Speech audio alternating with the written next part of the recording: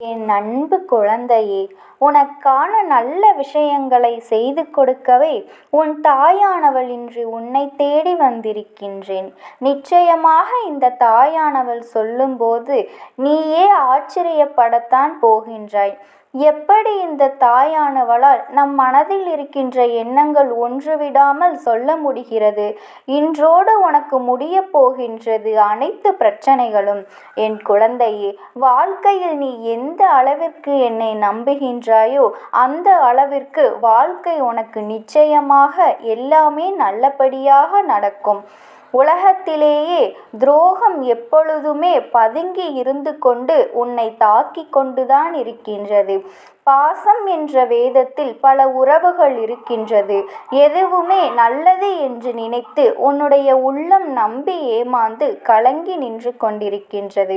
கண்ட பிறகுதான் இது கலியுக காலம் அல்லவா என்பது உனக்கு புரிகின்றது. என் அன்பு குழந்தையே, எந்த உறவுக்கு நீ நல்லது நினைக்கின்றாயோ அந்த உறவுதான் உனக்கு பின்னால் நின்று கொண்டு உனக்கு துரோகத்தை நினைக்கின்றது. இதுதான் யதார்த்தமான உண்மை. என் குழந்தையே, ஏன் நீ என்னை இப்படி நினைக்கிறாய் தெரியுமா? ஆமாம், நான் ஒதுங்கி இருப்பதால் சிலருக்கு சில இடங்களில் நன்மைகள் கிடைக்கின்றது என்றால் நான் தள்ளி நிற்பதில் எந்த தவறும் இல்லை என்றுதான் எனக்கு தோன்றுகின்றது. அவர்களை ஒருபொழுதும் நான் மறந்தது கிடையாது. யார் என்னை நம்பி வந்தார்களோ அவர்களை ஒருபொழுதும் ஏமாற்ற வேண்டும் என்று நான் கனவில் கூட நினைத்தது கிடையாது. என்னை மதிப்பவர்களை நான் எப்பொழுதுமே தேடி போகத்தான் செய்கின்றேன். என்னை அலட்சியம் செய்பவர்களை நான் ஒருபொழுதும் திரும்பி பார்த்தது கிடையாது என்று என் குழந்தை நீ நினைக்கின்றாய். என் தங்கமே, உன்னை நம்ப வைத்து வாழ்க்கையில் ஏமாற்றியவர்களின் செயலை நீ நினைத்தெல்லாம் வருந்தக்கூடாது. உன்னை ஏமாற்றியவர்களின் வருந்தாலும் முழுவதும் வருந்தும் காலமாகத்தான் இருக்கும் என்பதை நீ நினைவில் வைத்து கொள்ள வேண்டும். அதிக பொழுதுமே உனக்கு தெரியாமல் அவர்கள் பார்த்து கொண்டால் நல்லது. எப்பொழுது அது உனக்கு தெரிகின்றதோ அப்பொழுது நீயும் உன்னுடைய நினைவுகளும் எனக்கு குப்பை தொட்டியும் குப்பையும் தான் என்று நினைத்து அவர்களை தூக்கி எறிந்து விடுவாய். உன் வாழ்க்கையில் இது போன்ற உன்னை பயன்படுத்தியவர்கள் எல்லாம் நீ குப்பை தொட்டியில் தூக்கி எறிந்து விட்டாய். அப்படி எறிந்ததுதான் உன்னுடைய மனதில் ஏற்படுத்துகின்ற மிகப்பெரிய பிரிவிற்கு ஒரு முக்கிய காரணம். மனிதன் எத்தனைதான் அழகாக மாறுவேடம் போட்டாலும் இந்த காலமும் சூழ்நிலையும் அவர்களின் இயல்பான குணத்தை காட்டி கொடுத்து விடுகின்றது அல்லவா? என் குழந்தையே, உனக்கு நினைத்த வாழ்க்கை கிடைக்கவில்லை என்று வேதனைப்பட்டு கொண்டிருக்கிறாய். அனுபவிப்பதற்கு முதலில் பழகிக்கொள். கிடைத்ததை அனுபவித்தாலே உனக்கு சந்தோஷங்களும் சேர்ந்து வரும் என்பதை யாராலும் யோசிக்க முடியாது. மனிதனுடைய மனம், மனிதனுடைய மனதை மட்டும் நம்மால் ஒரு நாளும் படித்துவிட முடியாது. என் குழந்தையே, நிறம் மாறுகின்ற பச்சோந்திகளை விட அடிக்கடி மனதினை மாற்றிக்கொள்கின்ற மனிதர்களிடத்தில்தான் அதிக கவனமாக இருக்க வேண்டும். ஏற்கனவே ஒரு முறை காயத்தை கொடுத்தவர்களிடம் மீண்டும் ஒருபொழுதும் எந்த விதமான பழக்கத்தை நீ வைத்து கொள்ளக்கூடாது. அவர்கள் பிரிந்து விட்டதாக சொன்னாலும் எல்லாவற்றிற்கும் ஒரு எல்லை உண்டு என்பதை நீ புரிந்து கொண்டு அந்த எல்லையிலேயே நிற்க வேண்டும். என் வாழ்க்கையில் உன்னை நீயே ஏமாற்றிக் கொள்கின்ற முதல் விஷயம் என்ன தெரியுமா? நீ பாசம் வைத்த அனைவரும் உன் மீதும் பாசம் வைத்திருப்பார்கள் என்று நினைத்து கற்பனை செய்து கற்பனை செய்து கொண்டிருப்பதுதான். இங்கு எல்லோருமே எல்லோரிடத்திலும் இருந்து நன்மைகளை பெற நினைக்கிறார்கள். ஒரு நாளும் மற்றவர்களுக்கு தன்னிடத்தில் இருந்து எந்த ஒரு நன்மையும் கொடுக்க நினைப்பது கிடையாது. நேர்மையும் உண்மையும் ஒரு நாளும் அழியாத சொத்துக்கள். காலம் செல்ல செல்ல அதனுடைய மகத்துவம் என்னவென்பது புரிந்துவிடும். அனுபவங்களை சேகரித்து வைத்தால் இனி வரும் நாட்களில் எச்சரிக்கையோடு செயல்படுவதற்கு அதுவே உதவும் என்பதை நீ புரிந்து கொள்ள வேண்டும். வெளிப்படையாக இருப்பவர்களை விட உங்களுக்குத்தான் இந்த உலகத்தில் அதிக மதிப்பு இருப்பதாக என் குழந்தை நீ புரிந்து வைத்திருக்கின்றாய். வேஷம் போடுபவர்களுக்கு இன்று வேண்டுமானால் நல்ல பெயர் கிடைக்கலாம். ஆனால் நாளை அவர்களின் பெயர் அழியும் போது நிச்சயமாக அதற்கான வேதனைகளையும் சேர்த்து அவர்கள் அனுபவிப்பார்கள். உன்னை விட்டு போன உறவோடு மீண்டும் உறவை தொடர்வதற்கான வாய்ப்பு உனக்கு கிடைத்தால் நீ வேண்டாம் என்றுதான் முடிவு எடுக்க வேண்டும். வார்த்தைகளில் தான் மாற்றம் இருக்குமே தவிர அவர்களின் மனதிற்குள் அதே அழுக்குதான் இருந்து கொண்டிருக்கும் என்பதனை நீ புரிந்து கொள்ள வேண்டும். எந்த உறவாக இருந்தாலும் சரி, சிறப்பாக நடிப்பவர்கள் மற்றவர்களால் கொண்டாடப்படுகிறார்கள். இவ்வளவுதான் இன்றைய உறவுகள் என் குழந்தையே. அதற்காக நடித்துதான் இவர்களின் உறவை நீ தக்க வைத்து கொள்ள வேண்டும் என்று ஒருபொழுதும் அவசியம் கிடையாது. உனக்கு தரப்படுகின்ற முக்கியத்துவம் குறையும் போது முற்றிலும் நீயாகவே விலகி விடுவதுதான் உனக்கான மரியாதை என்பதை என் குழந்தை நீ புரிந்து கொண்டாய். அதாவது அதை பற்றி தெரிவதுதானே அதிகம். பட்டு தெரிந்த குழந்தை என் குழந்தையின் மனதில் இருக்கின்ற அதிகமான எண்ணங்களை சுற்றி நடந்த துரோகங்களை பற்றியே இருக்கின்றது. வாழ்க்கையில் சிரிப்பது எப்படி என்று நீ கற்றுக்கொள்ள வேண்டும். நீ சிரிக்க தெரிந்த மற்றவர்களின் முன்னிலையில் சந்தோஷமாக இருந்துவிட்டால் அழுவது என்பது எப்படி இந்த உலகம் உனக்கு கற்றுக் கொடுத்துவிடும். என் குழந்தையே, மன நிம்மதி வேண்டும் என்றால் சில நேரங்களில் குருடாகவும் பல நேரங்களில் செவிடாகவும் வாழ பழக வேண்டும். ஏனென்றால் உன் முன்னே நடக்கின்ற சில விஷயங்கள் உன்னுடைய மன நிம்மதியை கெடுக்கும்.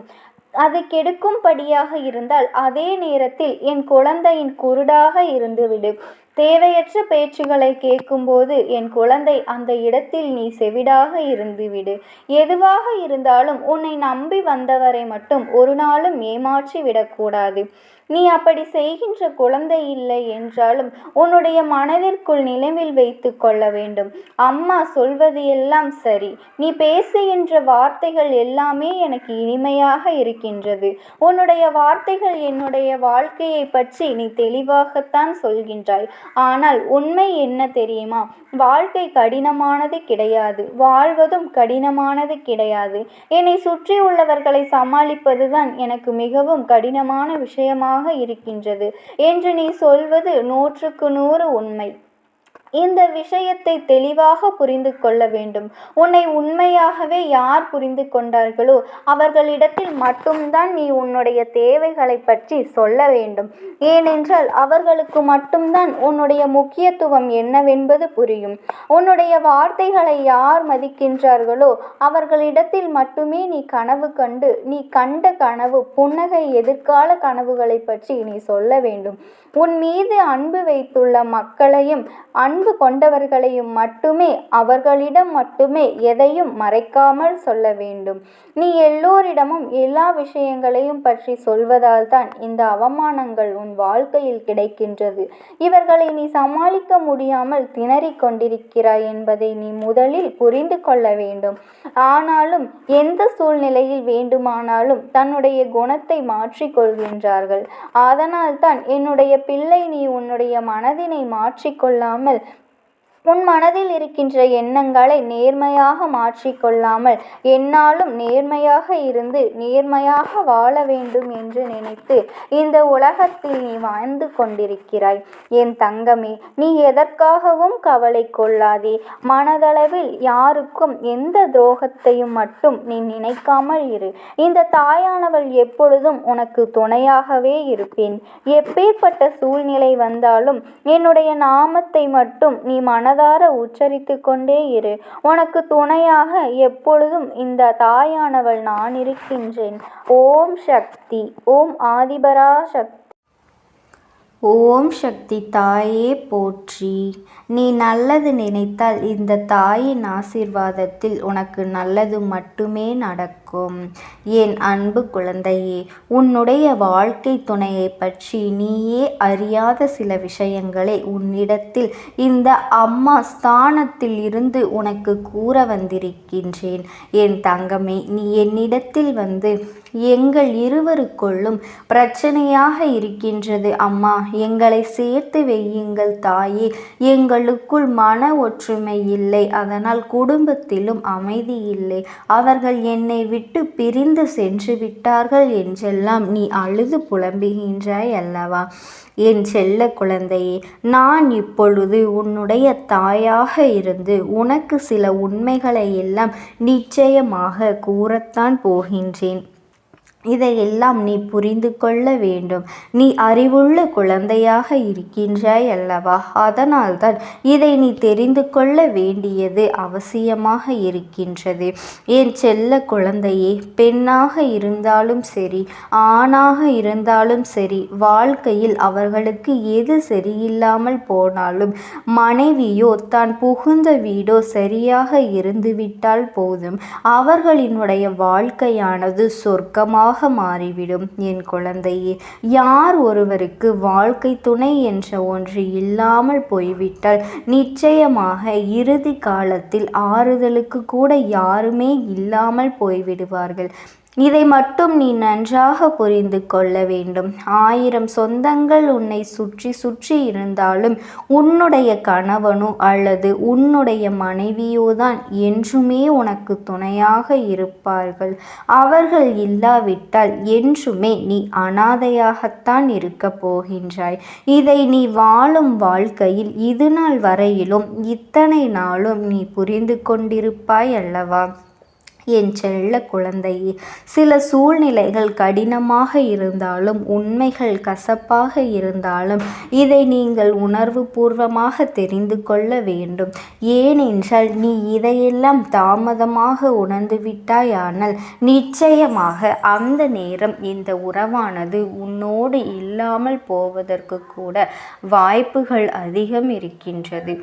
ஏனென்றால் காலம் இன்று இருப்பவர்களை நாளை பார்க்க முடியவில்லை என்பதை தான் உனக்கு எப்பொழுதும் உணர்த்துகின்றது. அதைத்தான் உன் அம்மாவும் உன்னிடத்தில் நான் தெளிவாக சொல்லிக் கொண்டிருக்கின்றேன். என் செல்ல பிள்ளையே, உன்னுடைய துணையானவரை நீ சில சமயங்களில் மனம் வருந்தும்படியாக பேசிவிட்டாலும், அவர் உன்னிடத்தில் மனம் வருந்தும்படி பேசிவிட்டாலும் உங்களுக்குள்ளே அந்த ஈர்ப்பானது இருந்து கொண்டுதான் இருந்தது. இதுவெல்லாம் இந்த அம்மாவிற்கு நிச்சயமாக நன்றாக தெரியும். உங்களில் ஒருவர் நிச்சயமாக ஒவ்வொரு சமயங்களிலும் விட்டு கொடுத்துதான் சென்றீர்கள். அதில் எந்த ஒரு மாற்று கருத்துமே இல்லை. நீங்கள் இருவரும் ஒருவரின் மேல் ஒருவர் வைத்திருக்கின்ற அன்பானது எந்த குறையில் இல்லாமல் தான் இருக்கின்றது. ஆனாலும் சில கோபதாபங்களில் அவசரப்பட்டு ஒருவருக்கொருவர் சண்டையிட்டு கொள்கின்றீர்கள். இந்த பிடிவாதம் மட்டும் வந்துவிட்டால் ஒரு சில சமயங்களில் இருவருமே புரிந்து கொள்ளும் தன்மை இல்லாமல் போய்விடுகின்றீர்கள். என் அன்பு குழந்தையே, இன்று உங்கள் இருவருக்குமான இந்த பிரச்சனைக்கு முக்கிய காரணம் மூன்றாவது ஒரு நபராக இருந்தாலும் என் செல்ல குழந்தையே, உங்களுக்கான பிரச்சனைகளை நீங்கள் ஆற அமர்ந்து உங்களுக்குள்ளே பேசி தீர்த்து கொள்ள வேண்டும். உன் துணையானது உன்னிடத்தில் எவ்வளவுதான் சண்டை போட்டாலும், எந்த ஒரு சூழ்நிலையிலும் பாசத்தில் உன்னிடத்தில் குறை வைக்கவில்லை. பலமுறை இது போல நடந்த பிறகும் சில சமயங்களில் எல்லாம் அதை அவர்களின் மனது ஏற்க மறுக்கின்றது. நீயோ அவரை உன் உயிருக்கும் மேலாகவே நினைத்து கொண்டுதான் இருக்கின்றாய். ஆனாலும் என் அன்பு பிள்ளையே, ஒரு பிரச்சனையை எப்படி சுமூகமாக முடிக்க வேண்டும் என்பது மட்டும் உனக்கு இன்னும் நன்றாக தெரிவதில்லை. அம்மா சொல்லக்கூடிய ஒரு விஷயத்தை நீ எப்பொழுதும் மறந்துவிடக் கூடாது. அது என்ன தெரியுமா? உனக்காக தன்னுடைய தாய் தந்தையர்களை எல்லாம் விட்டுவிட்டு நீயே உலகம் என்று உன்னை தேடி வந்தவர்களை எல்லாம் ஒரு நாளும் நீ உதாசீனப்படுத்தி பேசிவிடக் கூடாது. உன்னுடைய தன்மானத்திற்காக செய்கின்றேன் என்று நீ எந்த ஒரு தவறையும் செய்துவிடக் கூடாது. அவர்கள் தன்னுடைய குடும்பத்தையே பிரிந்து உன்னோடு வந்திருக்கின்றார்கள் என்றால் அவர்களுக்கு ஆறுதல் சொல்லக்கூட அங்கே யாருமே இருக்க மாட்டார்கள் அல்லவா? அப்படிப்பட்ட ஒரு பெண்ணுக்கு நீ அப்பாவாகவும் அம்மாவாகவும் நீ மட்டுமே இருந்து அவர்களை வாழ்க்கையில் வளம் நடத்த வேண்டும். தவறே ஏதாவது செய்திருந்தால் கூட அதை திருத்தி நல்வழிப்படுத்த முயற்சி செய்ய வேண்டுமே தவிர அதை விடுத்து பிரிந்து செல்வதோ பிரிய வேண்டும் என்று நீ கோபப்பட்டு கத்துவதோ உன்னுடைய வாழ்க்கைக்கு நல்லதல்ல. என் தங்கமே, நீ நினைக்கலாம், நாம் சம்பாதிக்கின்றோம், நான் தானே இந்த வீட்டில் சம்பாதித்து அனைவரையும் காப்பாற்றுகின்றேன், நான் தானே நல்லது கெட்டது எல்லாவற்றையும் பார்த்து கொள்கின்றேன் என்று கூட நீ சொல்லலாம். நீ ஆண் என்பதால் சம்பாதித்து காப்பாற்றுவது தானே உன் கடமையாக இருக்கின்றது. அவள் உன்னையும் உன் குடும்பத்தையும் உன் குழந்தைகளையும் பார்ப்பதிலேயே அவர்களினுடைய முழு நாளும் அங்கே கடந்து போகின்றது. என் குழந்தையே, சில சமயங்களில் நீ உன்னுடைய துணையிடத்திலே அதட்டலாக பேசினாலும் கூட, கோபமாக கத்தினாலும் கூட அவர்கள் உன்னுடைய பேச்சில் பயந்து விடுகின்றார்கள். அது மட்டுமல்ல, உன்னுடைய பேச்சினை கேட்டு எப்பொழுதும் நடந்து கொள்ள வேண்டும் என்ற எண்ணத்தை ஆரம்பத்திலேயே அவர்கள் வைத்து கொண்டுதான் இருந்தார்கள். இப்போது வரை அதை பின்பற்றியே நடந்தும் வருகின்றார்கள். என் செல்ல குழந்தையே, கணவனுடைய பேச்சுக்கு எதிர்பேச்சு பேசிவிட்டால் அங்கே குடும்பத்தில் பிரச்சனைகள் எழுந்துவிடும் என்ற ஒரு பயம் அவர்களுக்கு இருக்கத்தான் செய்கின்றது. பொதுவாக இங்கே இருக்கக்கூடிய குடும்பங்களில் பிரச்சனைகள் அதிகமாக வருவது எல்லாம் கணவனினுடைய பேச்சுக்கு மனைவி எதிராக பேசி கொண்டிருப்பதாலேயோ அல்லது மனைவியுடைய பேச்சுக்கு கணவன் எதிர்மறையாக பேசி கொண்டிருப்பதனாலேயோ மூன்றாவது ஒரு நபரை தேவையில்லாமல் உன்னுடைய குடும்ப விஷயங்களுக்கு ஆலோசனை வழங்க நீ அழைக்கின்றாய் என்றால் அங்கே உன்னிடத்தில் பிரச்சனைகள் புதிதாக ஆரம்பிக்கின்றது என்பதனை நீ புரிந்து கொள்ள வேண்டும். என் பிள்ளையே, அம்மா சொல்வது பிள்ளைகளின் வாழ்க்கையில் எதிர்மறையாக கூட நடக்கலாம். அவர்களுக்கெல்லாம் இந்த வாக்கு பொருந்தாது. என் செல்லமே, கணவனுக்கும் மனைவிக்கும் இடையே இருக்கும் அன்பானது இருவரும் கட்டிப்பிடிப்பதனாலோ முத்தமிடுவதனாலோ இல்லை. அதற்கும் மேலாக உன்னோடு வாழ்பவர் உன்னுடைய உணர்வுகளையும் அவர்களுக்கு ஏற்படுகின்ற வழிகளையும் புரிந்து கொள்வதில்தான் இருக்கின்றது. எந்த ஒரு சூழ்நிலையிலும் ஒருவரை ஒருவர் விட்டு கொடுக்காமல் நல்ல அன்போடு புரிந்து நடந்து கொள்வதில் தான் இருக்கின்றது என்பதனை நீ மறந்து விடாதே.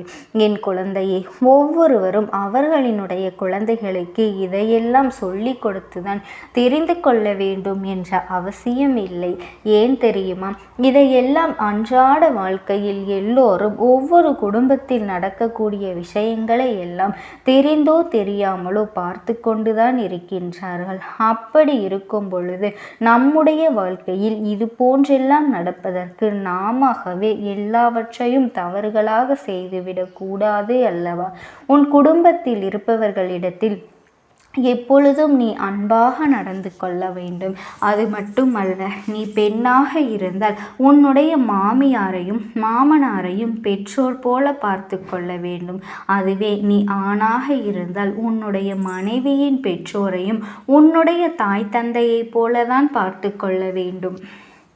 என் தங்க பிள்ளையே, இன்று இருக்கக்கூடிய சூழ்நிலையில் ஒவ்வொருவரும் தன்னுடைய பலம் என்ன பலவீனம் என்ன என்பதையெல்லாம் நன்றாக தெரிந்து வைத்திருக்க வேண்டும். ஒரு ஆணுக்கு பலம் என்ன தெரியுமா? அவனுடைய மனைவிதான். எப்பொழுதும் சில பெண்களை தவிர எல்லா பெண்களும் தன்னுடைய பலத்தையோ தன்னுடைய அதிகாரத்தையோ தன் கணவனிடத்தில் வெளிப்படுத்துவது இல்லை. ஒருவருக்கொருவர் அதீத அன்பு வைத்து விட்டுதான் அங்கே இதையெல்லாம் வெளிப்படுத்த தெரியாமல் சிறு சிறு பிரச்சனைகளுக்கு எல்லாம் சண்டையிட்டு உங்களையும் வைத்து கொண்டு உங்கள் குழந்தைகளையும் கண்கலங்க வைத்து விடுகின்றீர்கள். என் தங்கமே, நீ என் குழந்தை அல்லவா? நீ ஆணாக இருக்கும் பட்சத்தில் உன்னுடைய மனைவியிடத்தில் அன்பாக பேச வேண்டும். வெளியில் உனக்கு 1000 பிரச்சனைகள் இருந்தாலும் வீட்டுக்கு வந்தது தன்னுடைய வீட்டையும் நீ கவனிக்க வேண்டும் அல்லவா? இந்த குடும்பத்திற்காகத்தானே நீ இத்தனையும் செய்து வருகின்றாய். அப்படி இருக்கும் பொழுது உன்னுடைய துணையை நீ புரிந்து கொள்ள